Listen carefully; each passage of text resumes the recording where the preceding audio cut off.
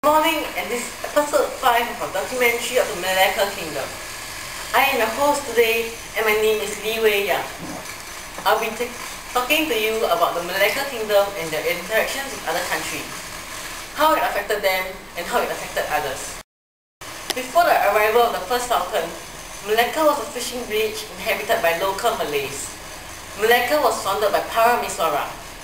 He found his way to Malacca around 1400 CE. Where he found a good port. It was accessible in all seasons and on the strategically located narrowest point of the Malacca Straits. Parameswara later converted to Islam after marrying a princess.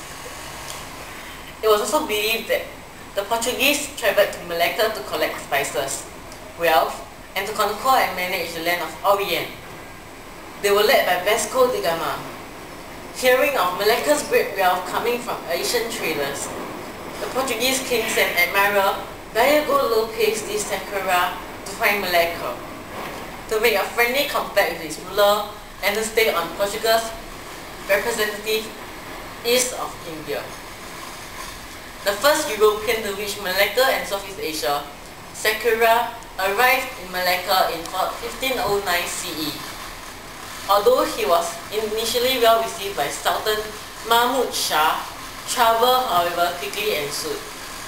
The general feeling of rivalry between Islam and Christianity was invoked by a group of Gaul Muslims in the Sultan's court after the Portuguese had captured Gaul. The international Muslim trading community convinced Mahmud that the Portuguese were a grave threat. Mahmud subsequently captured several of his men, killed others, and attempted to attack the 4 Portuguese ships, although they escaped. As the Portuguese had found India, conquest would be the only way they could establish themselves in America. In April 1511 CE, Afonso de Albuquerque set sail from Gaul to Malacca with a force of some 1,200 men and 17 or 18 ships. The viceroy made a number of demands, one of which was for permission to build a fortress as a Portuguese trading post near the city. All the demands were refused by the Sultan. Conflict was unavoidable, and after 40 days of fighting, Malacca fell to the Portuguese on August 24. Although Malacca seems to have been well supplied with artillery, the combination of Portuguese firepower, determination, and fanatical courage prevailed. A bitter dispute between Sultan Mahmud and his son Sultan Ahmad was weighed down the Malacca side.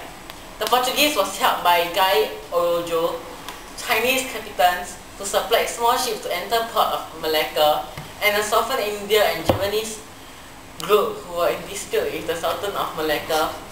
Albuquerque remained in Malacca until November 1511 CE.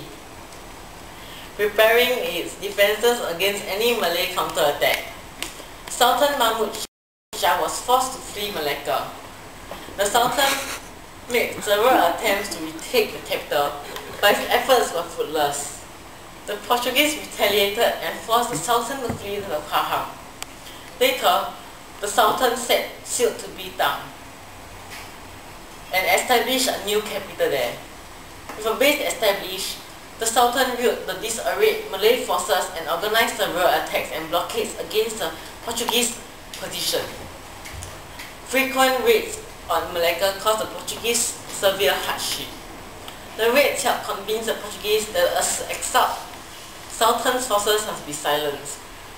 A number of attempts were made to suppress the Malay forces, but it wasn't until 1526 CE that the Portuguese finally razed Bintan to the ground. The Sultan then retreated to Kampar in Sumatra, where he died 2 years later. He left behind 2 sons named Muzaffar Shah and Alauddin Riayat Shah II. Muzaffar Shah was invited by the people in the north of the peninsula to become their ruler, establishing the Sultanate of Perak. Meanwhile, Mahmud's other son, Alauddin, succeeded his father and made a new capital in the south. His realm was the Sultanate of Johor, the successor of Malacca. It soon became clear that the Portuguese control of Malacca did not mean they now controlled Asian trade that centered around it. The Malaccan rule was marked with difficulties. They could not become self-supporting and remain reliant on Asian suppliers as had their Malay predecessors. They were short of both funds and manpower, and administration was hampered by organizational confusion and command overlap, corruption and inefficiency. Competition from other ports such as Johor saw Asian traders bypass Malacca and the city began to decline as a trading port. Rather than achieving their ambition of dominating it, the Portuguese had fundamentally disrupted the organization of the Asian trade network. Rather than a centralized port of the exchange of Asian wealth exchange, a Malacca state police the Straits of Malacca that made it safe for commercial traffic. Trade was now scattered over a number of ports amongst bitter warfare in the Straits. Malacca was later conquered by the Dutch in 1641 CE through the Anglo-Dutch Treaty of 1824. Malacca became a colony of the United Kingdom. In 1957, Malacca joined other Malay states to form Malaya, and in 1963, together with Sarawak, Sabah in Singapore, formed Malaysia.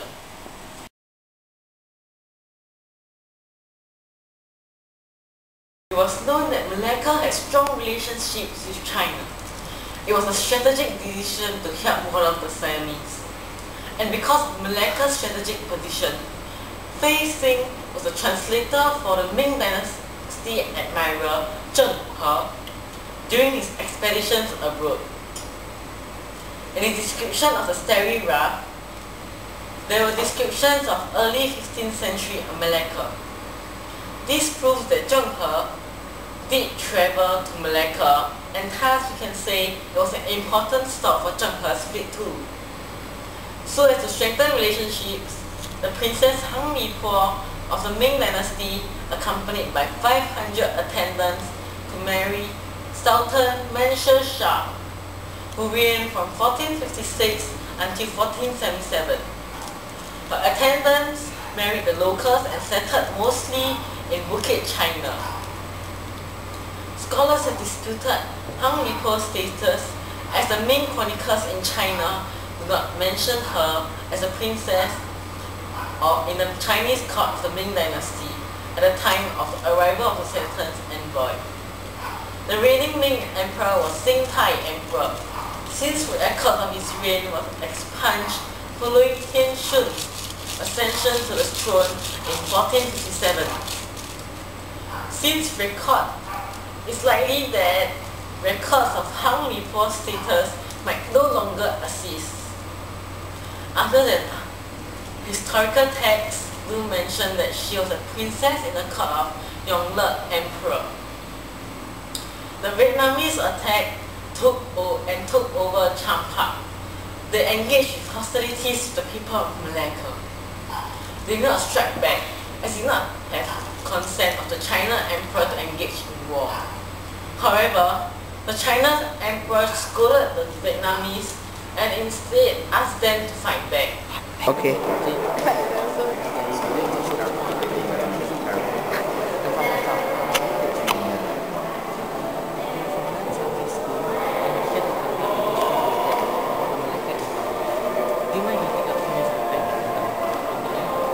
I would, but I don't really know much. I don't know much about this. I just came here today. It's my first day. No, we were just asking about opinions, your opinions. How much do you know about the Malacca Empire interaction? Malacca Empire? I really don't know much. I just came here from the States today, so I don't really know much. Do you think that youth this day care about ancient history? Do I think that what? Teenagers this day care about ancient history? To a certain degree. I know being in these Asian countries, like a lot of the culture is about knowing your past.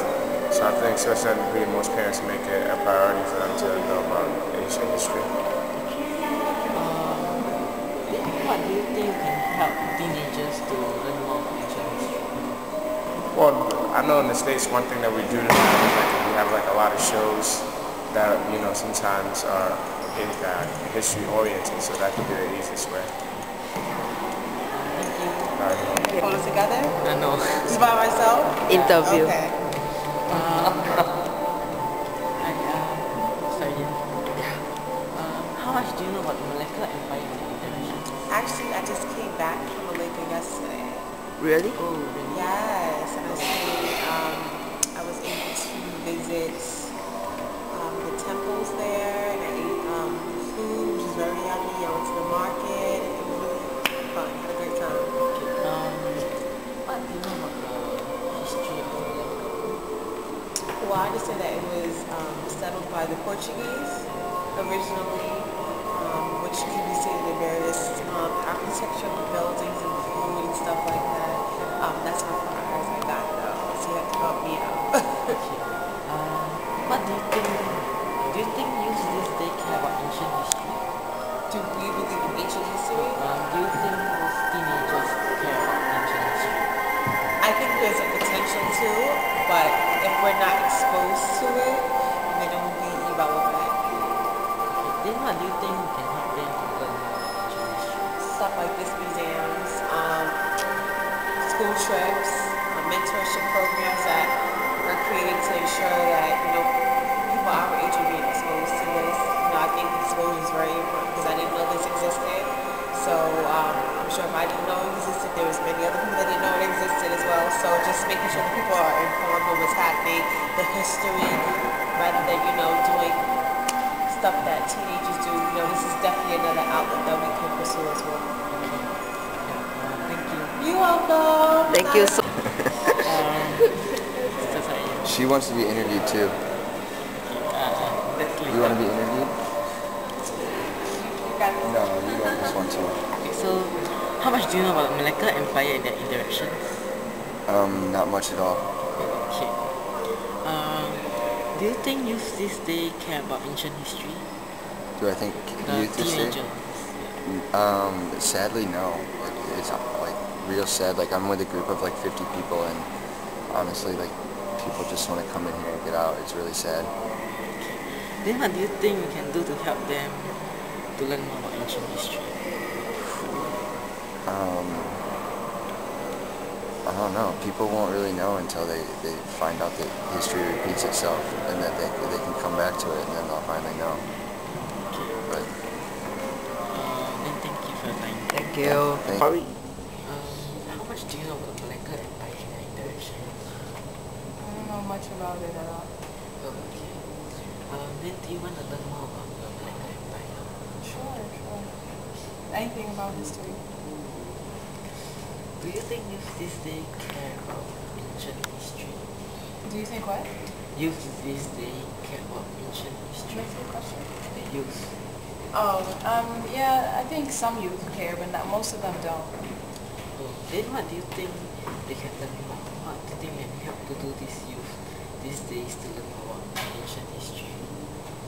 I think they should take the youth to things like this so they can have more interactive, hands-on kind of things, and they can learn more by seeing and experiencing instead.